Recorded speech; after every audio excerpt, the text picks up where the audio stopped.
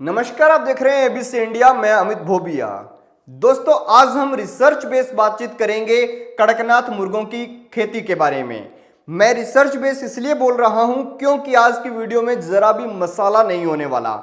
जो भी नॉलेज आपको मिलेगी एकदम एक्यूरेट मिलेगी और उम्मीद करता हूं आज की वीडियो देखने के बाद आपको कभी भी कड़कनाथ मुर्गों की फार्मिंग से जुड़ी हुई कोई वीडियो नहीं देखनी पड़ेगी, क्योंकि आज मैंने जिस रिसर्च पेपर का इस्तेमाल इसमें किया है वो लिखा गया है agricultural technology application research institute Jabalpur के वैज्ञानिकों के द्वारा। जिसने लिखा है उसमें डायरेक्टर उस वक्त थे अनुपम मिश्रा, प्रिंसिपल साइंटिस्ट थे SRK सिंह और साइंटिस्ट थे AA राउत। अब अगर आज की बात करें तो SRK सिंह जो प्रिंसिपल साइंटिस्ट हैं ये उस इंस्टीट्यूट के डायरेक्टर बन गए हैं और कोई भी अंतर नहीं हुआ है। यानी कि रिसर्च बेस्ड नॉलेज आपको आज कड़कनाथ मुर्गा के बारे में मिलने वाली है। वीडियो की शुरुआत करें उससे पहले आपको एक चीज बता दूं कि हम सबसे पहले बात करेंगे कि कड़कनाथ की असल में पहचान क्या होती है। फिर हम बात करेंगे कि मुर्गों में ये सबसे ज्यादा प्रसिद्ध क्यों हैं, और उसके बाद हम बात करेंगे कि इसे पालने का सही तरीका क्या है, और उसके बाद हम बात करेंगे कि कमाई कौन से मुर्गों में ज्यादा है, कड़कनाथ में है या फिर किसी और में है, और है तो कितनी ज्यादा है। और अंत में मैं इस वीडियो के आपको दूंगा अपना एक सुझाव यानी कि ओपिनियन। तो दोस्तों, हम वीडियो की शुरुआत करते हैं। उससे पहले जल्दी से चैनल को सब्सक्राइब कर लीजिए और मुझे जाकर इंस्टाग्राम पर जल्दी से फॉलो कर लीजिए। वहां पर 1 लाख से ज्यादा लोगों ने फॉलो कर लिया, अब आप भी जल्दी से कर लीजिए और हम वहां पर बातचीत भी करेंगे। तो इंस्टाग्राम का लिंक जो है वो डिस्क्रिप्शन में मैंने दे दिया है। तो वीडियो की शुरुआत करते हैं। सबसे पहला सवाल कि कड़कनाथ की पहचान क्या है। तो कड़कनाथ मुर्गे कई प्रकार के होते हैं। पहला, कड़कनाथ जेट ब्लैक होते हैं, यानी एकदम काले, चमड़ी से लेके जीभ से लेके सब कुछ काला।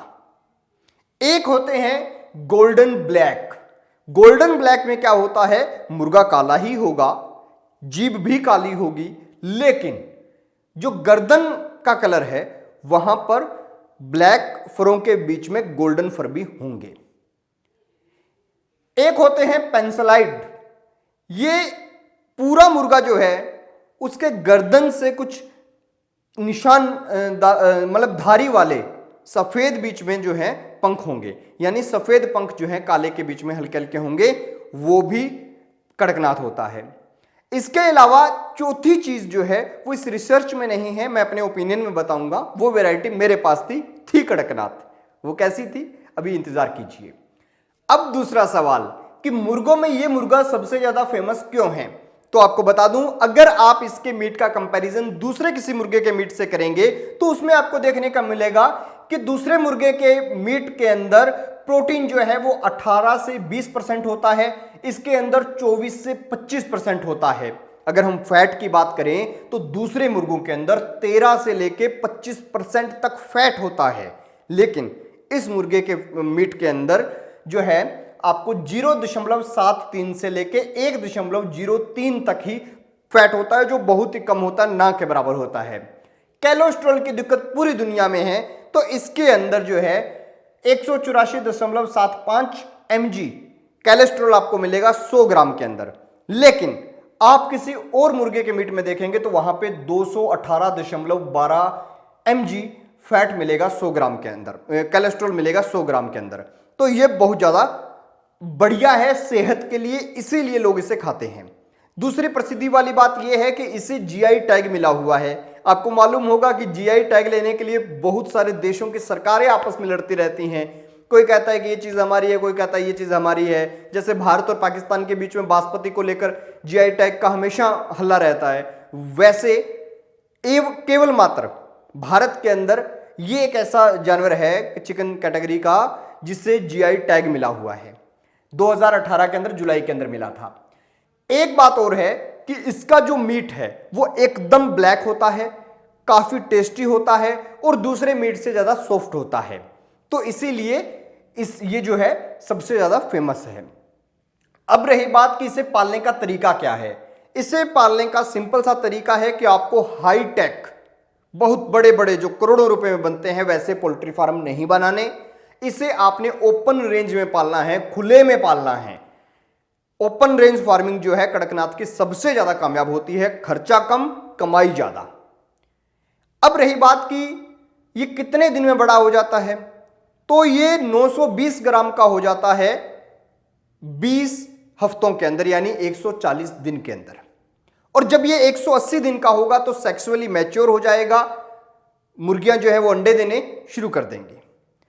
अडल्ट जब पूरा अच्छी उम्र ले लेता है, ये जवान हो जाता है पूरा मुर्गा, तब एक मुर्गा जो होगा उसका वजन 1.5 किलो से 2 किलो होगा, और जो मुर्गी होगी उसका 1 किलो से 1.5 किलो के बीच में होगा।